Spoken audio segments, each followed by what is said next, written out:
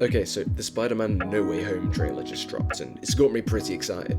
But I also have a couple of concerns, so I thought I'd make this video quickly just to talk about them. Now, I only just caught the trailer, so this isn't going to be a scripted video like I normally do, more a loose ramble, but I wanted to get these thoughts out there as soon as I could, so bear with. Now, the first thing that I should say is that this trailer has me very excited. Yeah, I'm excited for Eternals and Shang-Chi, but in terms of pure hype, I think this is the best trailer for that since Endgame at least. And given their track record, I have full faith that the team behind No Way Home will come out with a smash-hit film that blows away all our expectations. But mine is a cautious optimism for two main reasons. The first one's a lesser concern.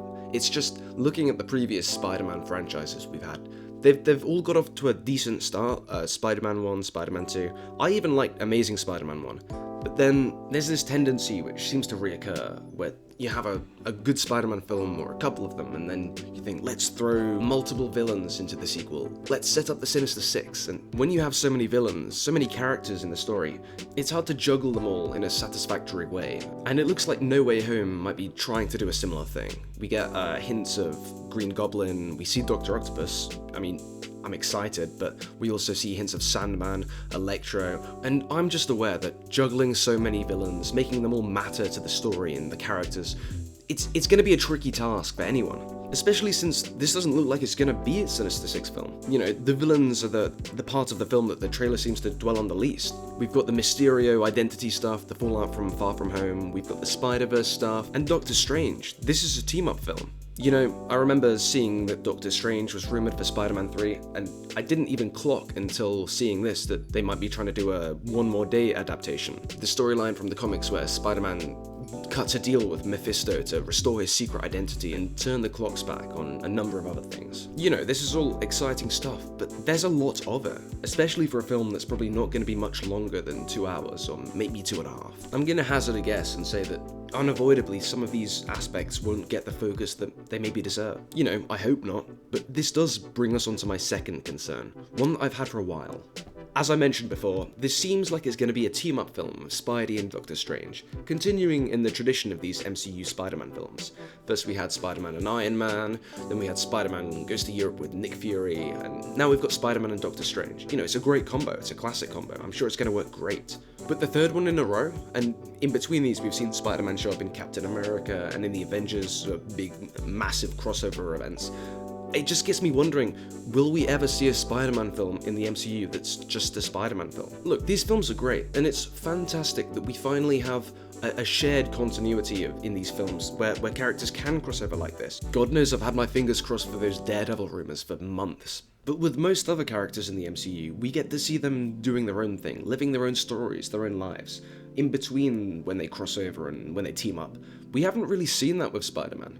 I know some people say we don't really need to, we've just had 5 solo Spider-Man films before the MCU, but Tom Holland's great, the team at Marvel's great. I'd love to see their take on a standalone Spider-Man story with Peter Parker living his own life, seeing how he deals with his problems himself. And it makes the universe feel a bit small, it makes New York seem tiny if every time we see Spider-Man he just bumps into this hero or that hero. And this isn't really No Way Home's fault, you know, maybe we'll get one of these in the future, I hope we will, but this is the third film in the Spider-Man franchise, and I know Tom Holland's still up for it, but you have to wonder how many more of these we're gonna get. Maybe the Marvel-Sony deal falls through. Maybe people get sick of Spider-Man films. I just hope that doesn't happen before we get a chance to see Tom Holland giving us a classic Spider-Man story in its own right. He and his supporting cast, they can carry a film, and historically Spider-Man was doing this sort of stuff for most of his existence. He didn't join the Avengers for like 4 decades. There were plenty of team-up stories, sure, but we also saw him deal with his rogues gallery himself.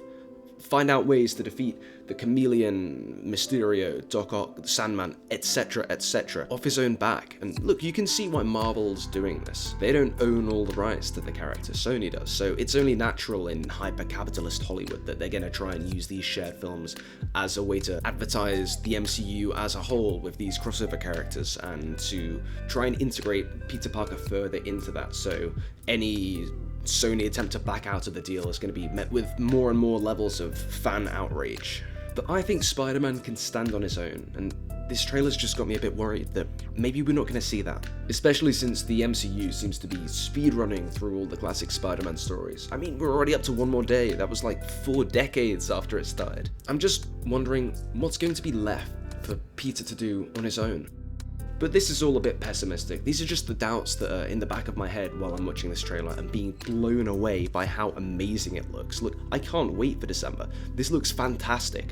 Unless the world is currently being destroyed by the Shrigma variant of coronavirus in December, I will be in these cinema seats the day this comes out, and I'm sure that I'll be captivated and spellbound and walk out 100% satisfied. But that doesn't change the fact that I do have these concerns about the future of this Spider-Man. And I don't think I'm the only one. But what do you think? Do you have any concerns? Are they similar to mine? Or do you just think I'm being a massive crybaby about the whole thing? I probably am, but let me know below. And don't worry, regularly scheduled programming will continue shortly. I've got a Avengers EMH video coming out in a couple of days, so stick around for that. And let me know if you were as completely unsurprised as I was that Sony stuck a PS5 commercial on the end of this trailer. Alright, see you next time.